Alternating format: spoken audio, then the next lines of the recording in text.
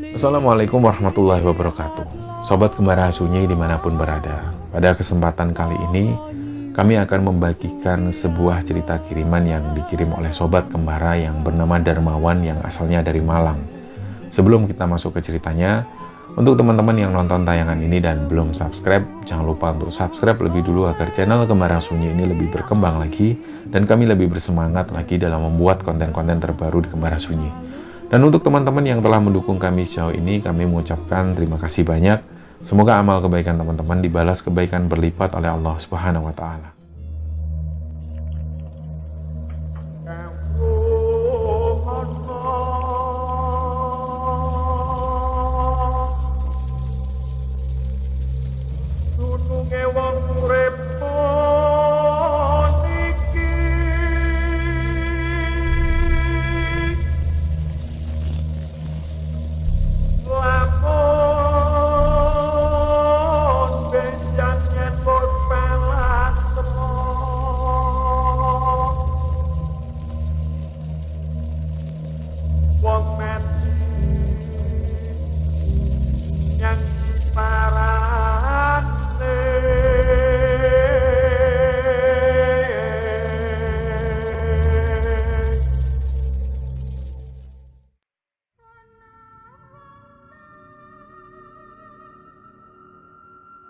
Bagi kalian yang pernah mendaki ke Gunung Merapi pasti sudah tahu tentang lokasi Pasar Bubrah. Selain dikenal dengan sisi mistisnya, Pasar Bubrah ini juga biasanya dikenal pendaki sebagai lokasi untuk mendirikan tenda sebelum naik ke puncak Merapi. Nah, kenapa dinamakan Pasar Bubrah? Konon ceritanya sering terjadi penampakan pasar di sana. Yang pasar ini hanya terlihat oleh orang-orang tertentu. Dan biasanya juga ada orang yang sempat membeli sesuatu di pasar itu, kemudian dia ini hilang. Nah, inilah yang terjadi. Tentu banyak sekali sisi mistis di Gunung Merapi itu, apalagi Gunung Merapi ini masih bertautan dengan keraton di Jogja dan juga di Laut Kidul. Tentu ada sejarah sendiri, dan Gunung Merapi sendiri juga dijaga oleh Kuncen. Dulu kita tahu bersama bahwa Kuncennya ini adalah Mbak Marijan.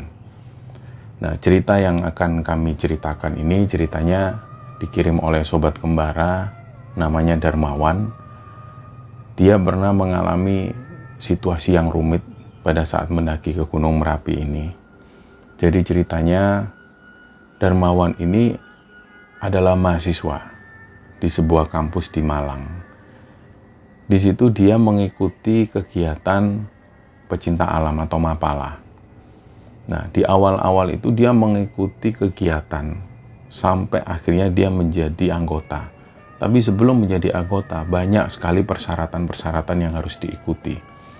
Salah satunya adalah diklat, dan untuk menuju ke pengesahan, setiap kelompok itu harus menunaikan tugasnya. Ada yang diberi tugas susur gua, ada juga yang mereka harus rafting di sungai, ada juga yang melakukan pendakian. Jadi ini diundi.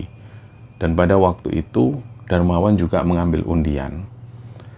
Ketika dia mengambil undian, dia ini satu tim bersama satu orang laki-laki dan 2 orang perempuan. Jadi tim Darmawan ini ada 4 orang yang terdiri dari Darmawan, laki-laki satunya adalah Surip, 2 perempuan ini namanya Nadia dan Sinta. Nah, 4 orang ini mereka sebenarnya sudah kenal sebelumnya pada saat diklat, tapi memang tidak begitu akrab karena tim mereka ini selalu berubah-ubah. Nah, selanjutnya dia harus ngambil undian. Dia memilih apakah dia ke bagian rafting, susur gua, ataukah pendakian. Akhirnya waktu si Darmawan ini ngambil, dia ke bagian pendakian Merbabu dan Merapi. Nah, dalam semua proyek ini, setiap tim itu harus didampingi 1 orang senior. Menurut mereka ada 3 senior yang menurut mereka itu nggak asik, dan mereka nggak berharap salah satu dari 3 orang senior ini ikut ke tim mereka. Ternyata tim-tim yang lain juga seperti itu. Mereka berdoa supaya tidak didampingi oleh salah satu dari 3 senior ini. Pada saat Darmawan ini ambil kupon selanjutnya untuk memilih senior pendamping, mereka buka pelan-pelan kertas itu, ternyata yang mendampingi tim mereka adalah Ares. Yang tidak lain adalah salah satu dari 3 orang senior yang menurut mereka nggak asik itu. Ketika mereka mendapatkan tim pendamping senior yang bernama Ares, mereka langsung diskusi kecil. Karena mereka sudah tahu pada saat proses di pembinaan maupun proses diklat, ada 3 orang senior ini yang menyebalkan, nggak asik, dan orangnya itu sok-sokan. Nah, salah satunya ini Ares. Mohon maaf, kita harus sebutkan ciri-cirinya. Ares ini nggak terlalu tinggi, rambutnya panjang sampai sepinggang, dan dia itu lebih banyak diam. Tapi menurut anak-anak atau menurut peserta-peserta itu, Ares ini orangnya sok tahu, dan entah kenapa dia itu terlihat songong. Nah, inilah yang membuat Darmawan dan teman-teman itu akhirnya diskusi kecil. Mereka bilang, ini gimana? Kita sudah tahu Ares itu karakter orangnya seperti ini. Coba kita bayangkan, kita melakukan pendakian dari Malang itu menuju ke Magelang. Karena mereka naik dari Wekas, mereka membayangkan naik di Gunung Merbabu, kemudian turun ke Selo. Mereka menginap dan harus naik lagi ke Gunung Merapi bersama 1 orang yang tidak mereka kehendaki. Nah, di situ Sinta ini ngasih pendapat atau ngasih saran. Gini aja, sebelum kita berangkat, Mas Ares ini harus kita luruskan, harus kita satukan visi dan misinya, supaya nanti dalam perjalanan pendakian ini tidak ada selegenje istilahnya. Jadi tetap yang memimpin ini adalah Darmawan, tim leader tetap Darmawan. Adapun kalau memang Darmawan ini dalam kesulitan, dalam keadaan darurat, barulah Ares seniornya itu bisa mengambil keputusan. Selebihnya, Ares nggak boleh ikut campur urusan pendakian mereka. Jadi apapun ditentukan oleh tim ini. Nah, dari situ Darmawan ngobrol dengan ketua umum, dia diskusi dengan ketua umum, dia bicarakan semua, termasuk dia membicarakan tentang karakter Ares itu yang tidak menyenangkan, tidak mengenakan, dan sok-sokan. Nah, terus jawaban dari ketum ini juga bisa dibilang bijaksana. Beliau ini bilang bahwa memang ada beberapa karakter senior-senior di sini itu yang tidak menyenangkan. Tapi kalau semua tidak ingin dikasih pendamping senior-senior yang tidak menyenangkan ini, terus mereka ini harus ngapain? Sedangkan tugas mereka untuk mendampingi. Dan yang kedua, inilah kesempatan kalian untuk menyesuaikan diri dengan orang yang gak asik. Kalau kalian bisa menyesuaikan diri dengan pribadi yang tidak asik, ke depan kalian akan terbiasa untuk menyesuaikan diri dengan lingkungan manapun. Jadi inilah pembelajaran kalian. Akhirnya dari situ mereka mau nggak mau terima. Dan mulailah mereka menggelar rapat kecil. Di situ Ares ini juga datang. Dan di situ sudah terlihat bahwa Ares ini kayak seolah-olah dia nggak mau terjun langsung dalam diskusi itu. Dia lebih banyak diam. Tapi dari situ Darmawan dan teman-teman mengabaikan. Mereka tetap membicarakan untuk perjalanan menuju ke Magelang itu dan menyiapkan semua perlengkapan supaya tidak ada satupun yang ketinggalan. Setelah itu hari yang disepakati pun tiba. Hari itu hari Jumat, mereka kumpul di kampus dan kemudian mereka berangkat menuju ke terminal. Singkat cerita mereka sampai di Magelang itu, di pos Wekas itu sekitar jam 5 sore. Ketika sampai di sana, mereka harus naik lagi menuju ke pos perizinan. Nah, muncul masalah. Awalnya mereka ini pengennya naik ojek, karena mereka sudah berpikir untuk menyingkat waktu. Tapi tiba-tiba Ares ini bilang, kalian itu nggak boleh naik ojek, kalian harus jalan menuju ke pos perizinan. Nah, di situ Darmawan sebagai tim leader, meskipun Ares ini seniornya, dia menjelaskan, Mas, ya, kita nggak sekonyol itulah. Kalau memang ada kesempatan seperti ini naik ojek, ini untuk menghemat tenaga. Bukan berarti kita pengen manja, bukan. Tapi ini kan kasihan teman-teman ini melakukan perjalanan pendakian ini juga panjang, apalagi kita juga nanti akan lanjut ke Gunung Merapi. Tapi di situ Aris ini masih bersikeras. Dia bilang nggak bisa, aturannya memang seperti ini, nggak bisa kalian naik ojek. Jadi pada akhirnya tukang ojek ini yang waktu itu sudah siap dan mereka sudah deal harga untuk mengantarkan ke pos perizinan. Akhirnya karena mereka bersih tegang, Darmawan pun akhirnya mau nggak mau memutuskan nggak jadi naik ojek. Dan di situ tukang ojek ini juga agak bingung, ini gimana? Padahal mereka sudah siap, ada 3 tukang ojek yang sudah siap mengantarkan mereka. Nah, karena terjadinya konflik kecil ini, akhirnya perjalanan mereka menuju ke pos perizinan itu juga terasa garing. Jadi mereka itu diem-dieman. Dan perjalanan ini ternyata nggak singkat. Mereka harus melewati ladang penduduk dan kondisi itu sudah mulai gelap. Mereka akhirnya menggerutu. Mereka jengkel semua kepada Ares. Belum juga pendakian ini dimulai, kondisi ini sudah tidak mengenakan. Nah, singkat cerita sekitar 2 jam lebih mereka sampai di pos perizinan dan di situ mereka sudah capek, sudah lelah. Nah, singkat cerita Darmawan ini langsung ngurus registrasi dan mereka sempat berhenti di sana sebentar, ada yang makan, ada yang istirahat dan ada juga yang menunaikan sholat. Setelah mereka menyelesaikan semua, barulah mereka mulai naik melanjutkan perjalanan. Nah, yang ada di pikiran Darmawan, karena dia tim leader, yang dia pikirkan dia harus berhenti di pos 1 dan mereka mendirikan tenda di sana untuk istirahat. Ini yang ada di pikiran Darmawan. Karena dia mempertimbangkan anggota tim mereka ini ada yang cewek. Dan yang kedua, kondisi mereka ini capek. Jadi dia harus berhenti di pos 1.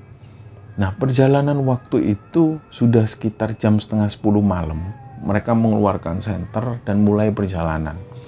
Nah, suasana waktu itu sehabis hujan. Jadi jalanan ini masih becek. Begitu sampai di pos 1, mereka melihat ada 2 tenda yang sudah berdiri di sana. Dan ada sumber air. Darmawan itu secara langsung menurunkan tas kerirnya dan langsung mengeluarkan tenda. Pada saat Darmawan ini mengeluarkan tenda, diikuti oleh Sarip juga mengeluarkan tenda, barulah di situ Ares ini tanya, loh, kalian ngapain kok mengeluarkan tenda? Ya kita mau ngecamp di sini mas. Dan di situ Darmawan ini sudah tahu, pasti ini kita dikomplain lagi. Sebelum Ares ini mengucapkan sesuatu, Darmawan langsung motong pembicaraan Ares, mas, mohon maaf ya mas. Sampean di sini ini cuma menjadi pembimbing kami, cuma menjadi pendamping. Jadi sampean sebenarnya nggak punya hak untuk ikut memutuskan dalam tim ini. Yang jadi tim leader adalah saya. Ini yang dikatakan oleh Darmawan. Nah di situ Ares ini pun diam akhirnya. Di situ akhirnya mereka mulai mendirikan tenda dan masak-masak kopi. Setelah itu mereka tidur. Nah pagi harinya mereka melanjutkan perjalanan. Singkat cerita, sampai ke puncak Merbabu dan mereka turun melewati jalur Selo, sampai kemudian mereka tiba di pos perizinan yang ada di Selo.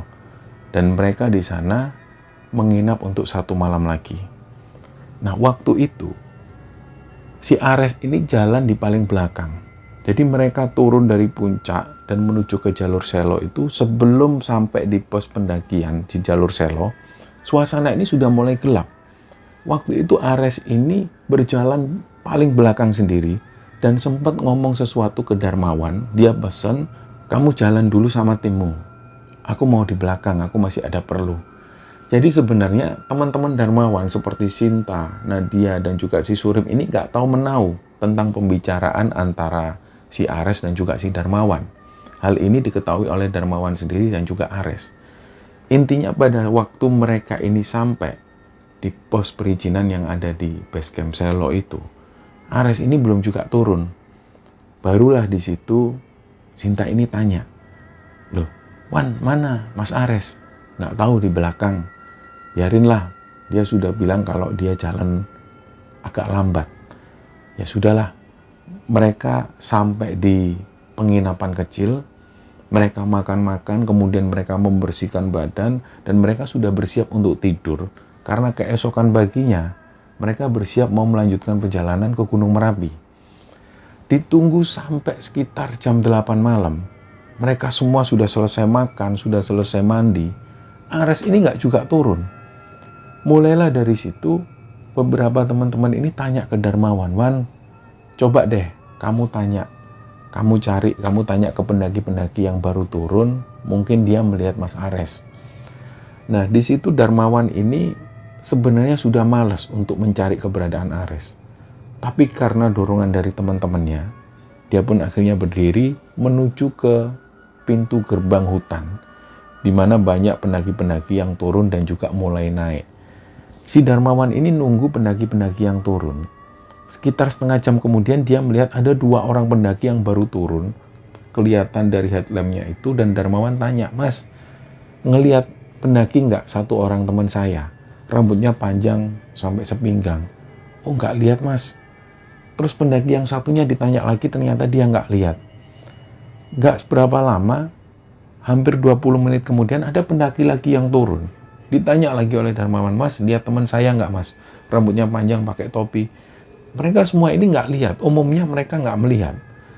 Nah, karena situasi yang seperti itu berlarut-larut, akhirnya Darmawan memutuskan untuk naik sendiri. Dia bilang ke petugas yang ada di pos perizinan, dia mau cari temannya yang tertinggal. Akhirnya dia diizinkan naik. Dia naik sendirian, si Darmawan ini.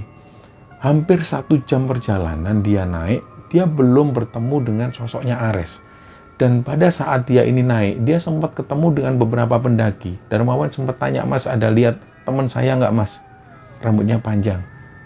Ternyata mereka semua ini nggak melihat. Si Darmawan terus melanjutkan perjalanannya sampai dia ini melihat ada warna merah. Karena waktu itu senter Darmawan ini sempat mengarah ke arah hutan. Dia sempat sekelebatan melihat ada kain syal warna merah yang biasa mereka pakai. Langsung Darmawan ini menyorotkan senter ke arah itu. Dia melihat ternyata Ares ini duduk-duduk di dalam hutan, persis di bawah pohon. Dia duduk santai sambil ngerokok. Langsung Darmawan ini tanya, "Mas, sampean ngapain di sana?" Terus Ares tanya, "Loh, kamu ngapain di sini? Kan sudah tak suruh nunggu di bawah." "Loh, Mas, sampean ini ditunggu teman-teman. Ini sudah jam berapa? Kami kan khawatir." Alah, gitu aja khawatir. Si Ares ini langsung ambil tasnya, dia turun. Jadi kayak dia ini nggak merasa bersalah sama sekali. Nah, Darmawan ini tanya lagi, "Sampean ngapain tadi duduk-duduk di sana? Kita ini nunggu sudah lama, kok sampean malah santai-santai?" Nah, di situ Ares ini agak meninggikan nadanya, dia agak terlihat marah. "Kan kamu itu tak suruh langsung turun, nggak usah nunggu aku. Kenapa kok kamu marah naik lagi?" Lah, si Darmawan ini juga bingung. "Mas, kami ini khawatir, Mas. Saya ini kan tim leader. Saya yang bertanggung jawab atas perjalanan pendakian ini. Kalau ada apa-apa, sekalipun itu sampean sebagai senior, itu tetap tanggung jawab saya. Saya tim leader." "Ya sudahlah, nggak usah banyak omong." Si Ares ini jalan lebih dulu, dia turun. Dan dia turun itu agak dengan lari-lari kecil. Padahal Darmawan ini sudah tahu, kita ini dilarang lari ketika turun gunung. Dan itu resikonya sangat besar sekali. Pendakian yang paling beresiko adalah ketika turun gunung. Dan Darmawan merasa Ares ini pasti sudah tahu ilmu-ilmu atau teknik-teknik dasar seperti ini. Ketika diklat, dia pasti sudah diajari. Tapi kenapa waktu itu dia turun di malam hari dengan cahaya yang minim, dia sambil berlari kecil? Tentu ini sangat membahayakan. Dan Darmawan berpikir, ini senior, ngakunya senior, tapi sama sekali tidak mencerminkan senior. Seharusnya dia tahu kapasitasnya sebagai pendaki seperti apa. Dia seharusnya nggak berlari seperti itu ketika turun. Nah, di situ Darmawan sudah nggak mau ambil pusing, jadi dia ketinggalan. Hanya beberapa menit kemudian, Darmawan sudah nggak bisa melihat lagi Ares. Dia turun lebih dulu. Nah, singkat cerita, ketika si Darmawan ini sampai di pos perizinan itu, dia langsung menuju ke penginapan. Dia tanya ke teman-temannya, "Mana si Ares?" "Mandi, Man." "Oh ya sudah." Nggak lama setelah itu, Darmawan ini menyiapkan tempat tidurnya. Dia tidur. Dan di bagian pojok, tasnya Ares sudah diletakkan di sana. Artinya, Ares ini ingin tidur di bagian pojok, persis di sebelah Darmawan. Nah, di sebelah Darmawan ada Nadia dan Sinta. dan di pojok di sebelah kanan adalah Surip. Formasi tidur mereka seperti itu. Akhirnya mereka pun tidur. Nah, dalam waktu tidur itu, Darmawan ini mimpi. Dia itu tiba-tiba mimpi dia ada di Gunung Merbabu malam hari. Posisinya dia lagi nyari keberadaan Ares. Jadi dia sambil teriak-teriak. Si Darmawan ini sambil teriak-teriak. Mas Ares, sampai di mana Mas? Itu suasananya sepi. Jadi Darmawan ini sendirian di Gunung Merbabu itu. Dan suara Darmawan ini menggema.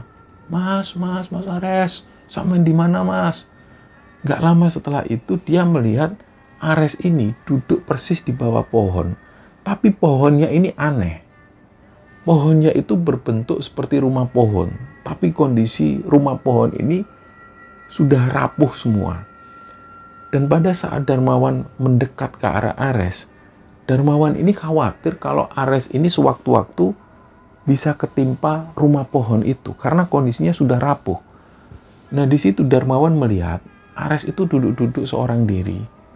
Dia tanpa ngerokok. Terus dia hanya noleh kanan, noleh kiri.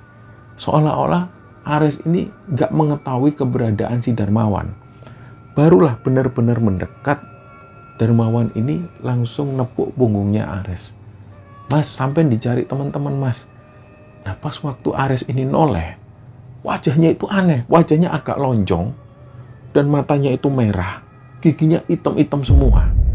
Wajahnya ini memang wajahnya Ares, tapi aneh seperti itu. Wajahnya lonjong dan berubah, benar-benar mengerikan. Dan pada saat si Darmawan melihat kondisi Ares seperti itu, langsung Darmawan ini takut. Dia nyebut sebisanya, dan pada akhirnya terakhir dia nyebut astagfirullahaladzim. Barulah di situ si Darmawan bisa buka mata. Dan pas waktu Darmawan ini buka mata, di depan Darmawan persis ini, Ares itu ngeliatin Darmawan. Entah dari kapan si Ares ini ngeliat langsung di depan wajah Darmawan. Yang jelas begitu Darmawan ini buka mata, di depannya persis ini sudah ada wajahnya Ares. Nah si Darmawan langsung kaget. Mas, sampai itu ngagetin aja Mas. Lah si Ares ini cuma bilang, ngagetin apa? Ya dari tadi kamu itu manggil-manggil namaku, makanya aku kebangun. Nah si Darmawan langsung cerita, iya Mas, aku mimpi Mas, aku mimpi ketemu kamu. Gak lama setelah itu Surip ini bangun. Kenapa Wan? Enggak, aku cuma mimpi buruk. Dilihat waktu itu jam 2:30 dini hari. Mereka lanjut tidur lagi sampai pagi. Dan pagi harinya mereka bangun, mandi-mandi, berkemas, sarapan, dan melanjutkan perjalanan untuk naik ke Gunung Merapi. Nah singkat cerita, setelah sampai di pos registrasi Gunung Merapi itu, mereka melanjutkan perjalanan, mereka naik. Dan pada waktu itu nggak begitu rame yang melakukan pendakian ke Gunung Merapi. Singkat cerita, mereka itu sampai di Pasar Bubra sekitar jam 2:30 sore. Dan begitu sampai di Pasar Bubra ini, kabut itu tiba-tiba turun dengan tebal banget. Sampai-sampai jarak pandang itu hanya sekitar 5 meter. Bahkan waktu itu Darmawan ini nggak bisa melihat tasnya Surip yang ada di depannya. Baru dari situ Darmawan bilang, Rip, kamu awasi Nadia sama Sinta. Ya ini mereka di depanku. Terus mereka ini sama sekali tidak menanyakan keberadaannya si Ares. Begitupun juga Darmawan. Darmawan ini sama sekali tidak menoleh ke belakang, tidak mencari tahu keberadaan si Ares. Yang Darmawan tahu, semenjak dari bawah, Ares ini selalu ada di belakang sendiri dan dia selalu duduk paling lama. Ketika istirahat, dia ini selalu istirahat paling lama. Ketika teman-teman ini sudah mulai jalan, Ares masih duduk di sana dan dia selalu bilang, kalian jalan lebih dulu. Akhirnya pada saat sampai di Pasar Bubra dengan kondisi kabut tebal seperti itu, Darmawan sendiri nggak sempat untuk mencari keberadaan Ares. Akhirnya Darmawan memilih satu lokasi, mereka pun mulai mendirikan tenda. Sampai tenda ini berhasil didirikan, Ares pun belum juga menuju ke tenda. Mereka santai, mereka sempat masak-masak, mereka ngobrol-ngobrol, karena mereka tahu Ares ini sudah terbiasa seperti ini. Sampai akhirnya hari ini sudah mulai gelap dan kabut tebal itu masih menyelimuti di areal Pasar Bubra. Nah dari situ si Surip ini bilang ke Darmawan, Wan, ayo kita cari Mas Ares yuk, ini kayaknya ada yang nggak beres. Ini suasananya sudah gelap. Pendaki-pendaki ini sudah naik semua, sudah nggak ada lagi pendaki di bawah. Daripada nanti ada sesuatu yang terjadi sama Mas Ares, ayo kita turun. Kita punya tanggung jawab. Si Darmawan ini sebenarnya nggak mau. Sudah, Rip, tunggu sini aja dulu setengah jam. Kalau setengah jam dari sini, dia belum juga muncul, baru kita cari. Tapi Surip nggak mau, dia sudah gelisah. Sudah lawan, kita turun aja Wan. Akhirnya Darmawan pun mengikuti Surip. Dia mulai mencari keberadaan si Ares. Dia mulai turun. Dan di situ memang nggak ada satupun pendaki yang naik. Suasana itu kabut ini tebal. Sampai dia turun sekitar setengah jam. Dia belum juga menemukan Ares. Akhirnya dari situ Surip ini bilang, Wan, kalau kayak gini terus kita bisa sampai bawah. Kita harus tentukan pilihan. Kita masih cari Mas Ares atau kita kembali ke tenda, kita tunggu besok pagi. Nah, si Darmawan menjelaskan ke Surip, kamu kan tadi sudah tak bilang, kita tunggu aja. Tapi kalau kamu sudah ngajak turun ke sini, ya kita tanggung. Kita lanjutkan aja lah, kita turun lagi sekitar 1 jam perjalanan. Kalau memang dalam 1 jam perjalanan kita turun, kita belum menemukan Ares, baru kita balik ke tenda. Kita diskusi lagi, kita cari solusi yang lain. Akhirnya mereka turun.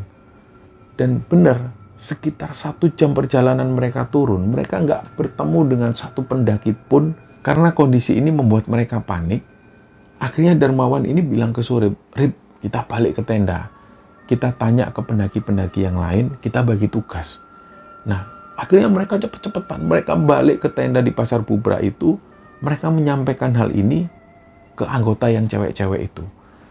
Si Darmawan bilang, ini Ares belum ketemu. Ini kita harus ambil keputusan. Rencana dari Darmawan ini mau melanjutkan turun ke bawah dan melaporkan hal ini ke pos pendakian. Sementara Surip dan teman-teman mereka biarkan menunggu di Pasar Bubra. Sambil dia ini menunggu, siapa tahu Ares tiba-tiba datang dari arah yang berbeda. Nah, akhirnya mereka pun sepakat, tapi waktu itu Nadia dan Sinta ini bilang, lebih baik Darmawan itu ditemenin oleh si Surip, biar Darmawan nggak sendirian. Akhirnya sepakatlah mereka. Malam itu sekitar jam 11 malam, Darmawan dan Surip sudah mulai bersiap-siap. Dan nggak lama setelah itu, mereka pun melanjutkan turun. Terus turun sampai ke pos perizinan. Nah, begitu sampai di pos perizinan, mereka itu belum menemukan Ares. Tapi di situ Darmawan ini coba menyimpan hal ini. Dia nggak mau melaporkan lebih dulu ke petugas perizinan. Dia menyimpan hal ini. Dia cuma tanya ke petugas perizinan, Pak, teman saya sudah turun belum Pak? Anaknya gondrong. Petugas perizinan bilang, nggak ada Mas, belum ada laporan ini. Oh ya sudah Pak, saya tunggu sini aja. Jadi tidak ada kecurigaan sama sekali dari petugas perizinan. Ditunggu sampai jam 3 dini hari, Ares ini belum juga nampak. Nah, akhirnya begitu pagi tiba, gak lama setelah itu sekitar jam 8 pagi, Nadia dan Sinta ini mulai turun. Mereka tanya, gimana Mas Ares sudah ketemu? Belum. Terus Darmawan ini menjelaskan ke cewek-cewek ini, kalian jangan bilang lebih dulu ke petugas perizinan. Biar mereka ini gak panik dan biar mereka itu gak mengerahkan petugas untuk mencari Ares. Karena Darmawan ini yakin, Ares ini pasti duduk-duduk di satu tempat. Dia itu kayak mengasingkan diri. Dan si Darmawan itu yakin Ares ini nggak hilang. Karena kebiasaannya seperti itu. Nah, setelah ditunggu sampai jam 11 siang, begitu adzan zuhur ini mau berkumandang, Ares ini datang. Tapi wajahnya itu payah sekali. Wajahnya kusut. Dan wajahnya itu terlihat pucat, capek. Si Ares datang, langsung Darmawan ini mendekat. Mas, sampai dari mana aja Mas? Di situ Darmawan ini sudah kesal. Dia sudah nggak peduli lagi bahwa Ares ini seniornya. Kalau memang harus dia ini mukul si Ares, dia nggak ada masalah. Dia rela kehilangan apapun. Karena waktu itu dia jengkel betul dengan sosok Ares. Begitu ditanya oleh Darmawan, Ares ini cuma diem. Dia nggak bisa ngomong. Di situ Darmawan sudah berpikir, ini nggak biasanya Ares kayak gini ini. Dia ini orangnya selalu kalau disenggol dia ngomong.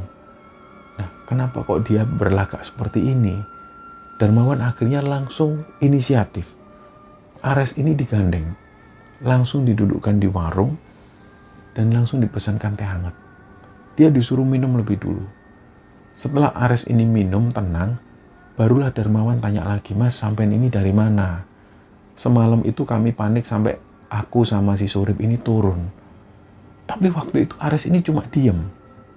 Nah, sekitar jam 2:30 menjelang asar, barulah Ares ini ngomong. Jadi selama berjam-jam setelah itu, Ares ini belum juga bicara.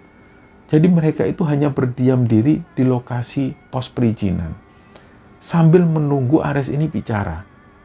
Barulah sekitar jam 3 itu Ares ini ngomong, "Aku ini habis nyasar." Terus gak lama setelah itu Ares ini neteskan air mata. Dia nangis sesenggukan. Tentu hal ini adalah pemandangan yang unik dan aneh. Baru kali ini mereka melihat Ares ini nangis, sedih. Kenapa kok dia ini sedih? Pasti ada sesuatu yang terjadi yang menimpa dia. Dan ini luar biasa membuat dia sampai nangis seperti ini. Di situ Darmawan tanya pelan-pelan lagi, "Sampean kemana, Mas?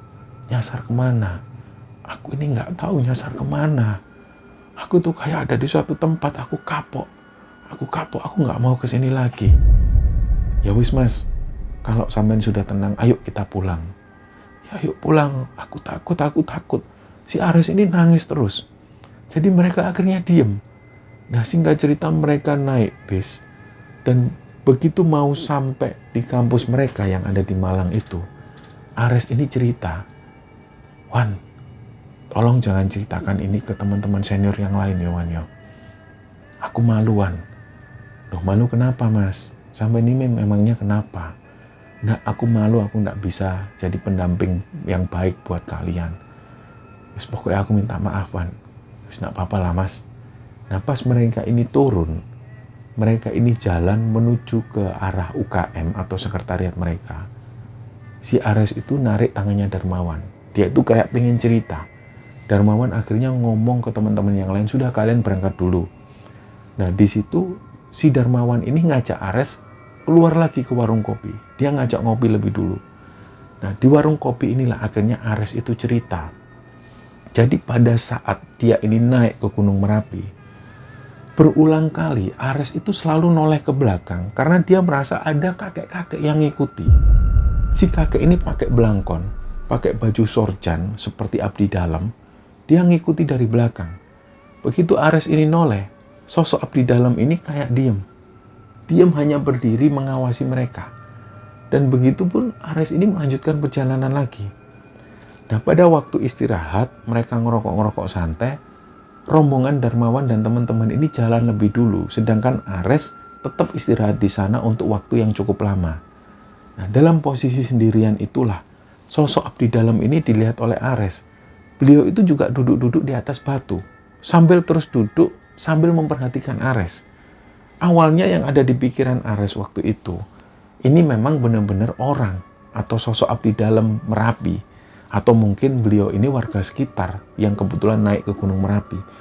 Tapi kemudian Ares ini berpikir aneh pada sosok yang mengenakan belangkon dan baju sorjan itu.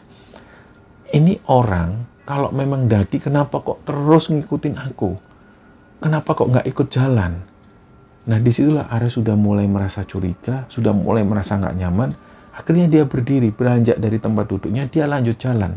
Ternyata sosok kakek yang pakai belangkon ini mengikuti Ares dari belakang, persis di belakang Ares. Jaraknya itu hanya sekitar 5 meteran. Inilah yang membuat Ares itu tiba-tiba merinding. Suasana waktu itu kabutnya ini sudah mulai tebal. Nah, pada waktu kabut ini sudah tebal, Ares sendiri nggak tahu apakah dia sudah sampai di Pasar Bubra atau dia masih ada di lokasi yang lain. Yang jelas pada kondisi kabut tebal itu, sosok kakek pakai belangkon ini masih ada persis di belakang Ares. Gak lama kemudian, dia itu perutnya lapar banget. Padahal Ares ini masih ingat, pada waktu dia ini istirahat, dia sempat makan coklat. Dan dia agak kenyang. Tapi ketika ada dalam situasi kabut tebal, dia ini lapar. Dia sampai gak bisa nahan. Sedangkan beberapa logistik ini dibawa oleh Darmawan dan teman-teman. Nah, dalam kondisi yang seperti itu, samar-samar ditutupi kabut tebal, dia melihat ada satu lapak. Lapak ini menjual pisang. pisang itu terlihat menggairahkan sekali dan membuat si Ares ini lapar. Akhirnya dia mendekat. Penjualnya itu ibu-ibu dan satu orang anak kecil. Nah, si ibu-ibu ini langsung ngomong ke Ares, mau pisang mas? Ya bu, mau bu, tapi saya nggak bawa uang. Ya nggak apa-apa, ambil aja mas. Diambillah 2 oleh si Ares dan sempat dimakan 1. Waktu itu Ares ini makan dengan lahapnya. Karena dia nggak tahu kenapa dia ini lapar banget. Dan ketika melihat pisang yang begitu menyegarkan, dia makan. Dia makan dengan lahap. Setelah habis 1 pisang, dia buka lagi pisang selanjutnya, dia makan. Dan setelah makan, belum sampai pisang ini habis, dia cari tempat duduk. Dia duduk dan kemudian menghabiskan pisangnya yang kedua itu. Dan kemudian dia ambil rokok. Nah, waktu itu lapak yang menjual pisang ini sudah ditutupi kabut. Bahkan waktu itu Ares ini belum mengucapkan terima kasih pada penjual pisang ini. Lapaknya sudah tertutupi kabut tebal. Dia noleh kanan kiri kemana? Kakek-kakek yang pakai belangkon tadi gak kelihatan lagi. Sebelum Ares ini menyalakan rokok, kabut ini terbuka, pelan-pelan kebuka, dan dia melihat ada sebuah rumah di sana. Di samping rumah itu ada lagi rumah yang bangunannya ini dari gubuk bambu. Tiba-tiba Ares itu langsung berdiri karena dia melihat ada ibu-ibu yang bawa anak kecil dan juga bawa dagangan pisangnya itu menuju ke rumah itu. Ares pun mengikuti. Awalnya dia ingin mengucapkan terima kasih ke ibu-ibu itu karena sudah ngasih pisang. Ibu-ibu ini pun dikejar, Bu, matur nuwun nggih, Bu, terima kasih, Bu. Nah, sebelum ibu-ibu ini noleh, ibu-ibu ini masuk dalam rumahnya. Ares pun akhirnya duduk persis di depan rumah itu sambil ngelihat. Baru dia sadar, loh ini kan di atas puncak gunung. Kenapa ada rumah? Barulah dia berpikir, loh ini bukan rumah ini pasti. Nah, Ares ini berdiri, dia melihat ke belakang. Ternyata ini bukan rumah. Jadi yang dilihat Ares ini hanya bebatuan-bebatuan dan terlihat jurang yang sangat dalam. Begitu dalam situasi yang seperti itu, Ares ini melanjutkan jalan. Dia cari jalan di mana dia tadi duduk.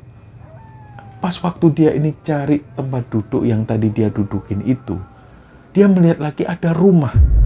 Rumah ini bangunannya sama seperti gubuk. Dan dia melihat di dalam rumah itu ada ibu-ibu yang sama. Jadi ibu-ibu ini ngupas pisang dan ibu-ibu ini menyuapkan pisang itu pada anaknya yang perempuan. Nah, dari situ Ares ini langsung menuju ke rumah tersebut. Tapi lagi-lagi dia sadar, loh ini kan di gunung, nggak mungkin ada rumah, nggak mungkin. Nggak lama kemudian rumah ini tertutup kabut tebal. Dia nggak bisa melihat lagi rumah itu.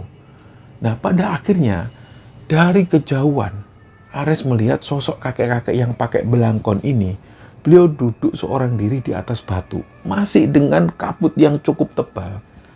Nah, Ares langsung mendekat ke arah kakek-kakek itu. Ares tanya, "Mbah, jenengan niki kajangitan pundi? Kakek ini mau kemana? Kok dari tadi ngikutin saya?" Terus kakek ini cuma diem. Akhirnya gak lama kemudian kakek ini turun dari batu besar itu dan kemudian beliau ini jalan. Nah, Ares ini gak terima. Ini orang tua kurang ajar. Dia dari tadi ngikutin, begitu ditanya, dia diem.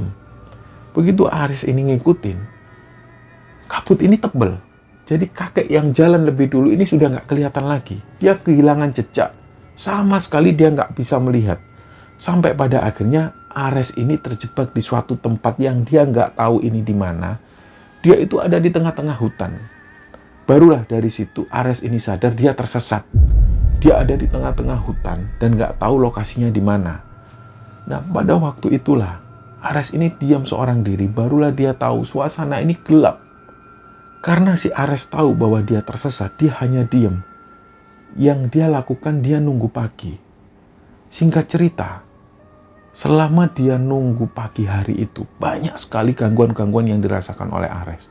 Awalnya 1 jam pertama pada saat Ares ini duduk-duduk sendirian di sana, dia melihat ada sosok perempuan. Nah, sosok perempuan ini jalan. Dia jalannya santai sambil agak nari-nari. Sambil lari-lari kecil, si perempuan ini sambil menari-nari. Dari arah pohon yang satu ke pohon yang lain. Gak lama setelah itu perempuan ini menghilang. Nah, ada lagi dia melihat ada anak-anak kecil yang lagi main gundu atau main kelereng. Di situ Ares bisa melihat 3 orang anak kecil yang lagi main kelereng ini wajahnya aneh-aneh, telinganya panjang ke atas, dan matanya itu ketarik seperti kayak agak menyipit. Dan gigi mereka itu semuanya taring. Tapi karena Ares tahu bahwa ini bukan manusia, ini adalah bangsawan lembut, dan dia tahu bahwa waktu itu dia tersesat, dia cuma diem, dia nggak bisa berkata apa-apa lagi. Nah, pas waktu melihat anak-anak yang lagi main kelereng itu, salah satu dari mereka ini noleh ke arah Ares. Dia semakin bisa melihat wajah anak ini aneh, giginya itu taring semua. Dia senyum ke arah Ares. Gak lama kemudian, 2 orang anak yang lain ini mengikuti. Dia noleh juga ke arah Ares dan senyum. Nah, setelah 3 orang anak kecil ini ngelihat ke arah Ares, mereka semua lari sambil ketawa-ketawa dan langsung masuk ke hutan. Nah, kejadian itu dialami Ares berjam-jam sampai dia ini melihat ada matahari yang muncul. Barulah dia agak lega, dia cari jalan. Dia mencari jalan itu hampir beberapa jam. Dia mulai mendengar ada suara perempuan yang dia ini lagi ngobrol dengan temannya. Disitulah Ares teriak-teriak, "Mbak, Mas, tolong Mas. Mbak, tolong Mbak, Mas, tolong Mas." Nah, di situ perempuan yang lagi ngobrol ini diem. Akhirnya mereka bisik-bisik ke temannya, itu kayak ada orang minta tolong ya. Ada orang minta tolong Mas. Nah, setelah itu dia ini ditemui oleh beberapa pendaki. Akhirnya Ares ini pun ditolong, dia kembali ke jalan atau ke jalur pendakian. Dari situlah akhirnya Ares ini bisa kembali ke pos perizinan. Nah, cerita ini akhirnya yang diceritakan Ares kepada Darmawan. Dan Ares bilang, cerita ini tolong jangan kamu ceritakan ke senior-senior. Aku malu, karena nanti pasti aku yang disalahkan. Aku meninggalkan tim kalian. Nah, si Darmawan ini bilang, "Sudah Mas, ini kan masalah kita bersama.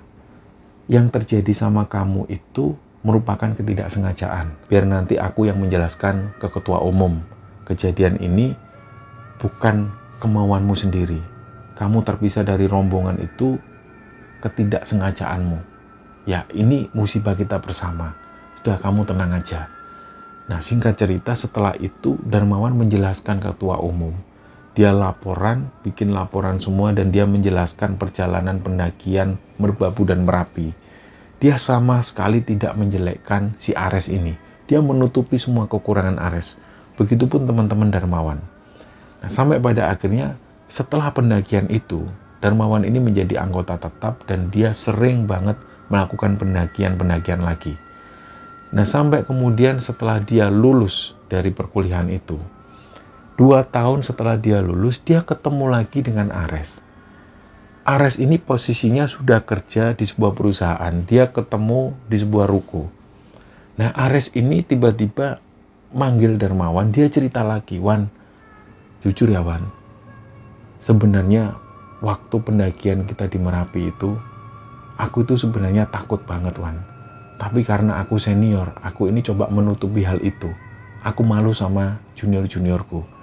"Alah, sudahlah Mas Ares, itu kan kejadian sudah bertahun-tahun lalu, nggak usah dibahas." "Bukan gituan, masalahnya kejadian yang menimpa aku itu terus aku alami sampai 1 tahunan lebih." Jadi ternyata menurut Ares, setelah dia ini pulang kembali ke kampus dan kembali ke rumahnya beraktivitas seperti biasa, sosok kakek-kakek dan sosok anak-anak kecil yang semua giginya itu bertaring, sosok-sosok ini masih sering menampakkan diri pada Ares. Jadi waktu itu Ares ini sampai sempat merasa terganggu. Padahal sebelum-sebelumnya, dia ini gak pernah ditampaki sosok-sosok yang seserem ini. Bahkan Ares mengaku hampir 1 tahun sosok ini terus datang menghantui Ares. Kadang-kadang pada saat Ares tidur di kamar, dia juga melihat anak-anak kecil ini main kelereng di kamarnya. Hal itu terus berlalu sampai hampir 1 tahunan. Disinilah Ares cerita semua ke Darmawan. Nah, setelah mengalami cerita itu, Darmawan menjadikan cerita ini sebagai sebuah pengalaman yang sangat berharga sekali. Dan sampai pada akhirnya cerita ini diturunkan, Darmawan ini masih sering melakukan pendakian bersama Ares. Nah, cerita inilah teman-teman yang dibagikan oleh Darmawan kepada Kembar Sunyi, dan semoga kisah ini bisa menghibur teman-teman semua. Dan lebih-lebih semoga kisah ini bisa kita ambil hikmah dan bisa kita ambil pelajaran di dalamnya. Mohon maaf kalau ada salah-salah kata. Wassalamualaikum warahmatullahi wabarakatuh.